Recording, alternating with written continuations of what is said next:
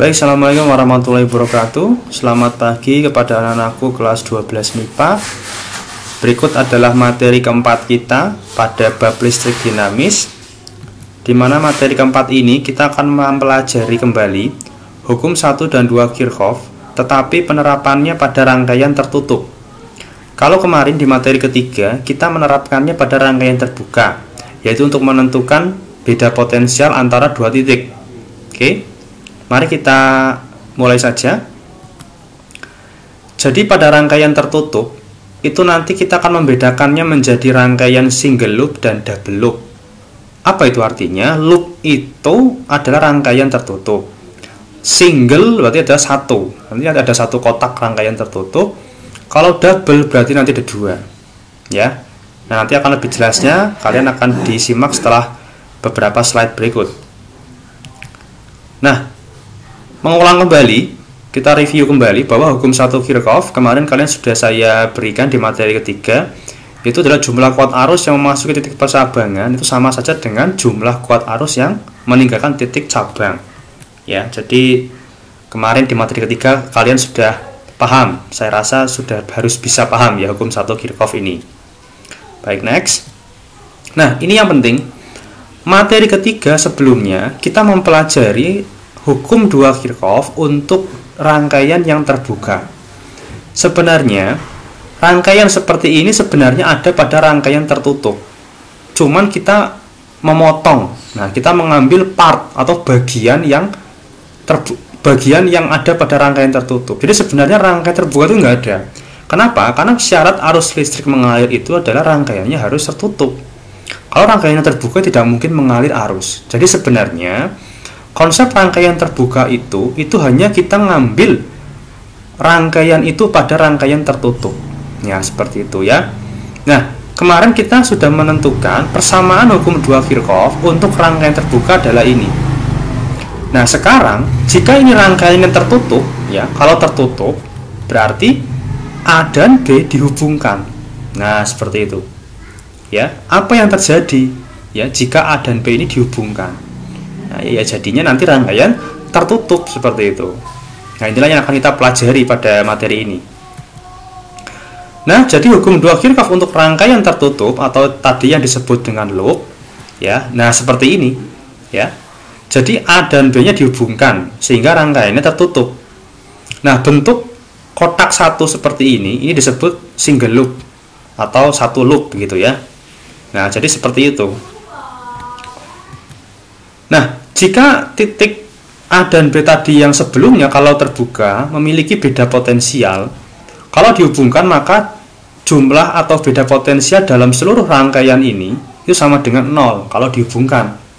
Nah, inilah prinsip dasar yang nanti akan kita gunakan untuk ya menentukan atau memahami bagaimana hukum 2 Kirchhoff-nya. Sehingga kita bisa membuat persamaan. Jadi jumlah seluruh beda potensial ya, baik itu GGL-nya atau sumber tegangannya dan tegangan yang jatuh pada setiap resistor itu jikalau dijumlahkan seluruh beda potensialnya sama dengan 0. Jadi gini, prinsipnya begini. Jumlah seluruh beda potensial ya, jumlah seluruh beda potensial dalam rangkaian itu sama dengan 0. Itu hukum 2 Kirchhoff untuk rangkaian tertutup. Nah, lanjut.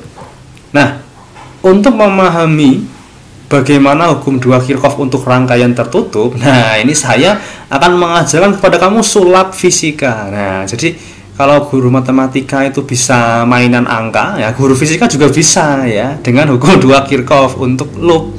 Nah, sekarang mari kita lihat ya agar kamu lebih paham maksudnya hukum 2 Kirchhoff tadi.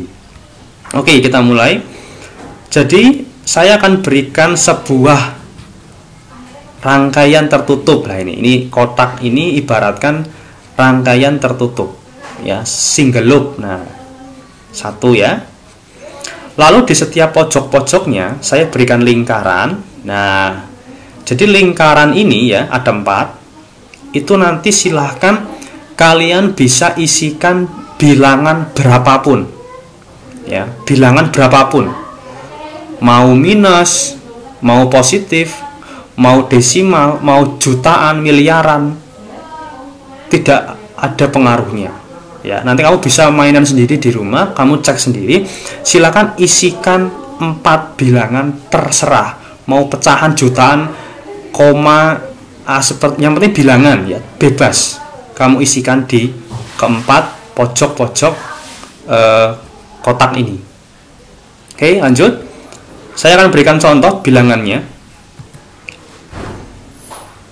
Sebelumnya kita menentukan dulu arah loopnya, maaf. Jadi sebelum kita menentukan bilangannya, kita menentukan dulu arah loopnya. Arah loop itu artinya apa? Arah putaran.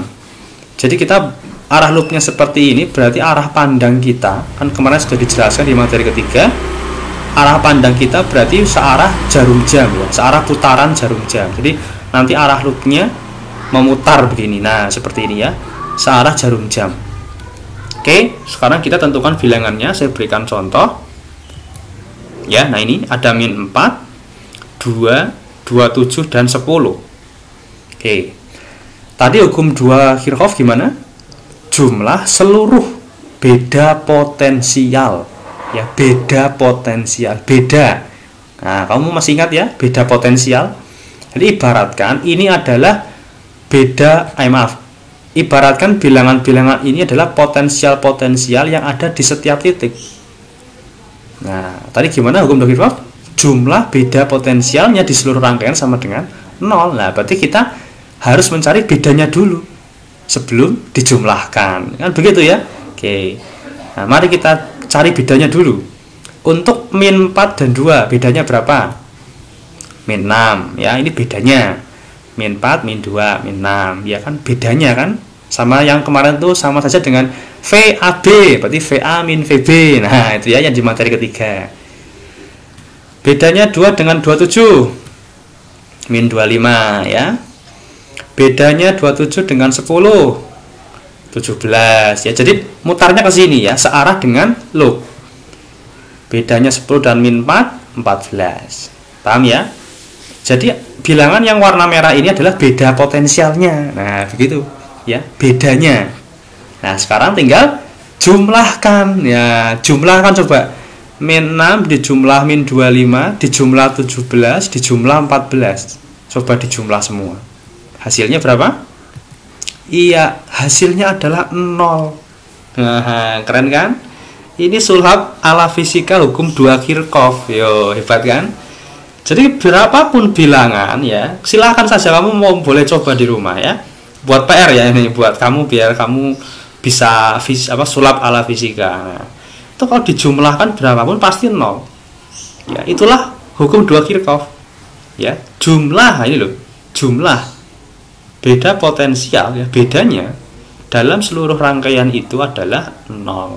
Nah, itulah konsep yang penting dalam hukum 2 Kirchhoff. Oke, paham ya? Selanjutnya, aturan tanda sama seperti materi ketiga. Pada persamaan hukum 2 Kirchhoff ya, sama. Jadi aturan tandanya ada untuk GGL atau sumber tegangan ya. Jadi kalau tadi loopnya ke sini, berarti kutub yang ditemui adalah kutub positif, maka GGL ini epsilon ya, ini membaca simbol ini adalah epsilon, berarti bertanda plus. Kalau loopnya ke sini, berarti yang dijumpai yang kutub negatif dulu, berarti bertanda min. Ya, saya rasa kalau kalian memahami materi ketiga, kalian lebih bisa menentukan tanda pada persamaan hukum 2 Kirchhoff-nya. Ini sama dengan materi ketiga kok ya, nggak ada perbedaan. Lalu yang IR juga sama ya tandanya. Kalau arusnya searah dengan loop, maka IR-nya plus. Kalau arusnya berlawanan dengan arah loop, maka IR-nya negatif. Ya, seperti itu ya. Saya rasa tandanya sama. Aturan tanda ini sama dengan yang di materi ketiga. Kalau kalian materi ketiga lupa ya, mudah-mudahan ini sembari mengingatkan kamu kembali. Ya, saya rasa itu untuk materi keempat ini. Untuk video pembahasan soal saya berikan sendiri agar tidak pusing. Lalu tugasnya pun nanti di video itu. Itu ya. Silakan setelah ini kalian bisa lanjut untuk menyimak dan menonton yang pembahasan soal.